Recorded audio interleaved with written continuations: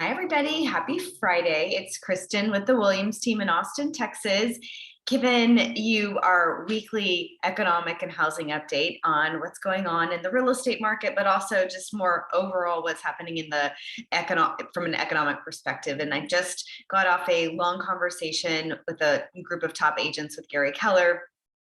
So I'm going to share some of the things that we discussed and talked about.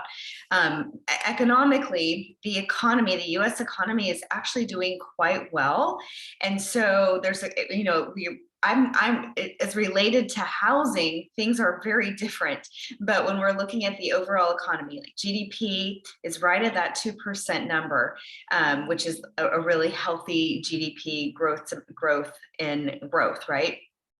You have unemployment. Unemployment is at 3.6% right now.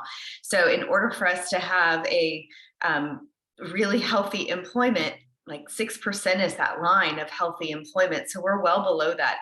Dating back all the way to 1990 when they're started to track some data, employment has not been that low. So by and large, people are employed and they have salaries and they have incomes, and their incomes and their salaries are high because people are spending money.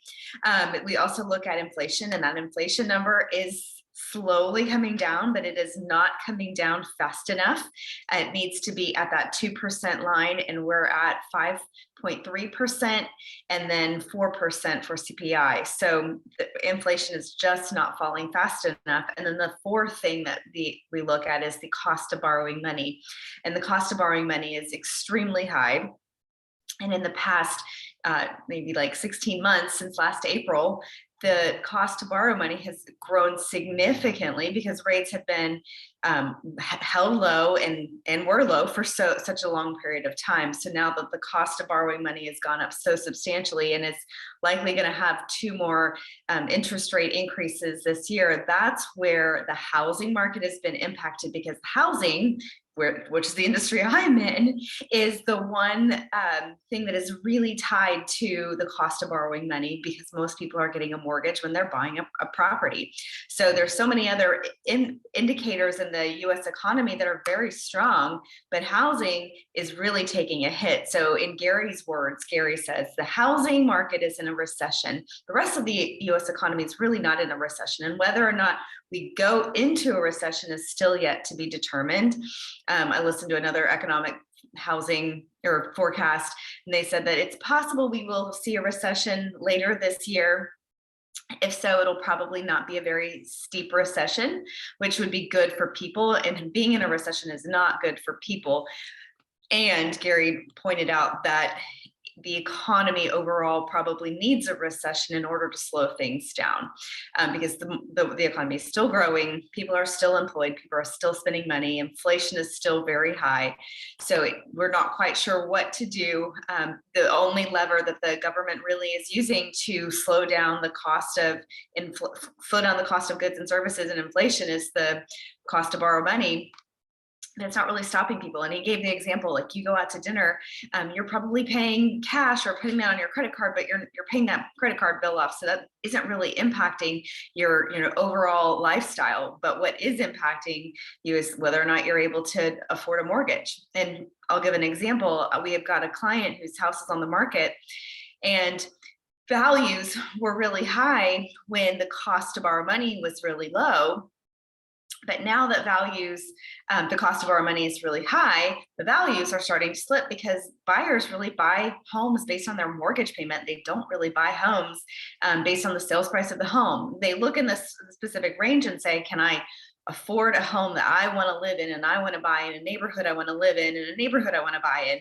But they don't necessarily look at homes based on their price point. They look at what can they afford on a monthly basis.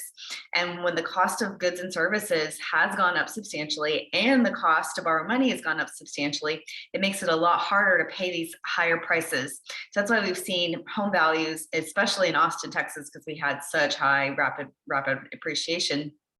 We've seen them come down.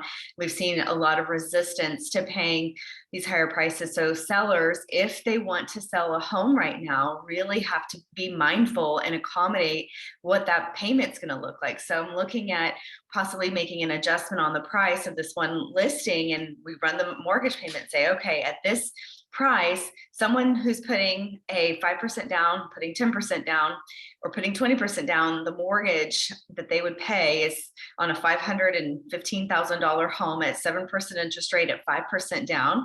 That mortgage would be right around $4,300 a month. If the home was a little bit less than that, like 500, and putting 10% down, their mortgage payment would be like $4,000 to $3,900 a month. So it's still a pretty large payment, right? So that when buyers are looking at their payment and what that's going to cost them to live, and in an area where maybe on average rents and mortgages, people are spending $25,000 to $3,000 a month, that makes that home specifically just on the higher price, right? So those are all the things that we're looking at when we're trying to be really strategic on how do we help our houses sell, our sellers sell, how do we help our buyers consider what to buy just based on the fact that the cost of money is just more expensive to borrow. So I'm just want to think, is there anything else I want to share from you with this kind of economic download? But in the words of Gary, the overall U.S. economy is very strong. All the indicators are looking really strong. But the housing in Austin and all across the country is really in that recession where you just have high cost of money. You still have a lot of inventory, not as much inventory as we have more inventory than we have had in the past. But at some point, we're going to need that inflation number to come down and the Fed to feel good about that inflation number before they're going to start lowering interest rates, or they're just going to continue to keep them high. And most likely, as predicted, later this month, they're going to do a 25% basis point raise, and then another one later this potentially in September. So that's on the horizon. But anyhow, just wanted to share that with you.